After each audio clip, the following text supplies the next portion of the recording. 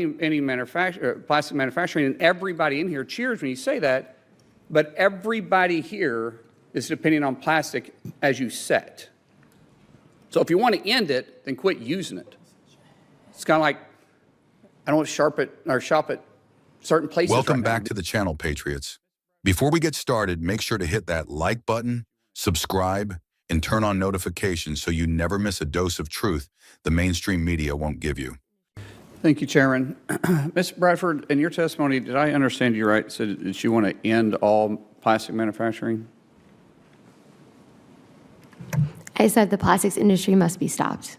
So does that mean end plastic manufacturing? I mean, in my dream world, sure, but I think that, go ahead. No, so I don't mean to be condescending here. I just point out, what's going to replace your glasses? Like, So why I would you wear do your know, glasses around your face? They're made of plastic. Maybe. No, I don't know what they're made out of. They are. So- What about, and I'm just pointing out some things here because I just want to be realistic when we're having conversations, because when statements are made like this, I just want to open people's eyes and say, well, okay, that's easy to say, but what's the solution? Your water bottle in front of you. This one? Yes. That plastic? No. The lid is. That's plastic. Right. So Right. I would say to your cell phone- question that I would first be concerned about single-use plastics, and then we can talk about alternatives to this. Your cell phone there. Is it plastic? The cases, but it's glass because I broke Oh, the components this inside of it's screen not yesterday. plastic? The components made out of it's not in plastic? Yeah, they are. The water that you filled that water bottle up with, where'd you fill that water bottle up out of?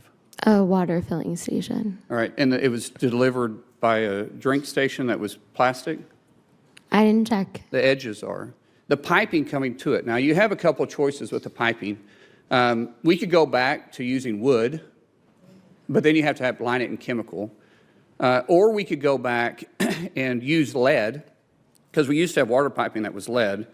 That was harmful to us. We go back to galvanized, but galvanized rust and had discoloration. We go back to copper, but copper has to be mined, and everybody wants to stop mining in the U.S. So you use plastic to deliver piping that you fill that water bottle up with today. I point this out because the clothes you have on, I guarantee you have plastic in it. The shoes you have on your feet, the soles of those shoes are plastic. So we talk about any plastic manufacturing, and everybody in here cheers when you say that, but everybody here is depending on plastic as you set. So if you want to end it, then quit using it. It's kind of like, I don't want to shop at certain places right now because I don't agree with some of their policies. I choose not to do that. You can choose to not use plastic. Do your work. If you believe it, then live it that way. And if not, then tell me what the solution is. Mr. Sunday, can you manufacture a car today without plastic? Because we talked about manufacturing, the chairman brought up manufacturing cars as it is safe, but the components that go into the cars today, can you do that without plastic? No, Senator, and increasingly so with the new mileage mandates. You increasingly need to use automotive components that are plastics derived. So we wouldn't have manufacturing, today's modern manufacturing, if we didn't have plastics, correct? Correct. Ms. Jackson, do you agree with that statement? Yes. So what's the alternative for manufacturing? Because the Democrats talk about middle-class wages. Middle-class wages typically come directly from manufacturing. What is it that we're manufacturing that doesn't have plastic in it today? Nothing. And you know what? It would increase the cost of everything if we turn to an alternative, and it would disproportionately impact low-income people who have lower incomes. It would be another regressive tax on the poor.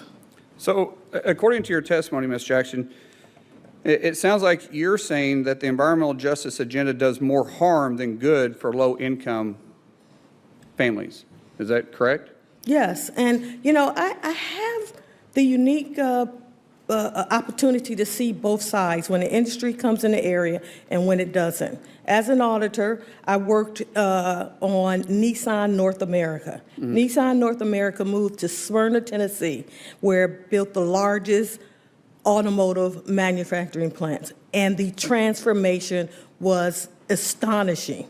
I mean, it went from a community that was poor to a community that U.S. World News Wow. voted one of the top 10 places to retire.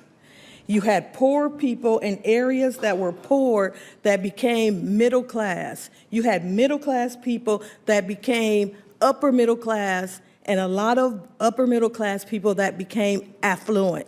They have attractions, they have amenities, they have housing, affordability.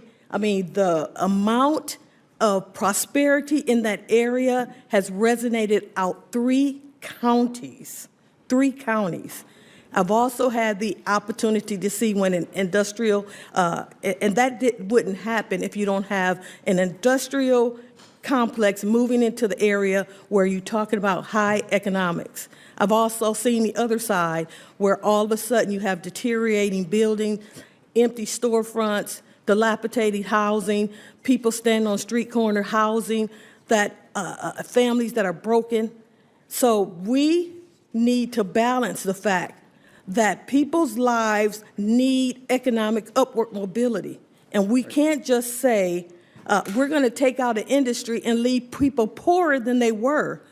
Poverty causes the worst health care in this country. Poverty is the one that destroys lives. It destroys health. It creates trauma. So we need to make sure that when we're talking about these issues, we take into account the human loss of life, not just the environmental impacts. Thank you. Thanks for indulgence there. Now let's get right into it. So in a recent congressional hearing, one of the witnesses actually said, and I quote, "The plastics industry must be stopped." Let that sink in. Stopped entirely. These people are sitting in a room surrounded by plastic, glasses, phones, water bottles, clothing, and saying we need to get rid of it.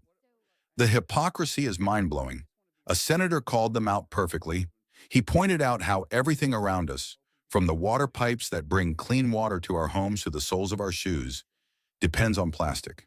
If you really want to end plastic, then stop using it yourself. But they won't, because deep down, they know modern life would collapse without it. Think about it. Every car, every cell phone, every piece of technology we rely on has plastic components. One of the experts even admitted that without plastics, modern manufacturing would be impossible. The left keeps preaching about sustainability, but what's sustainable about destroying jobs, crippling industries, and sending costs through the roof? And here's the kicker. When asked about alternatives, they couldn't name any that make sense. Copper? Too expensive and requires mining. Lead? Poisonous? Wood? Not practical. Every supposed solution creates even bigger problems. Then Ms. Jackson, who's actually worked inside the manufacturing industry, said what everyone knows but the left refuses to admit. Banning plastics would devastate low-income families. Prices on everything would go up. It would be a regressive tax on the poor. That's not justice. That's punishment for being working class in America. She went further, explaining how industrial growth, like the Nissan plant in Tennessee, transformed poor communities into thriving, middle-class towns. Manufacturing isn't the enemy. It's the backbone of American prosperity. Without industry, poverty grows, communities decay, and families fall apart. And that's the truth no one on the left wants to face. Poverty destroys lives far more than plastic ever will. Poverty leads to worse health, more trauma, and broken families. But instead of fighting for jobs, they're fighting to look virtuous. They're sacrificing the livelihoods of millions for the illusion of saving the planet. America doesn't need more symbolic politics. We need real solutions that balance environmental responsibility with economic strength. We can innovate cleaner ways to produce plastics, recycle better, and use resources wisely. But destroying entire industries? That's not leadership. That's lunacy. So next time you hear a politician or activist say they want to end plastic, remember what that really means. It means higher prices, fewer jobs, and a weaker America. If you're tired of the left attacking the industries that built this country, then stand with me. Hit that like button, subscribe, and share this video with someone who still believes in common sense. Because here's the bottom line. America doesn't need less industry. We need more pride, more work, and more freedom. Let's keep fighting for it.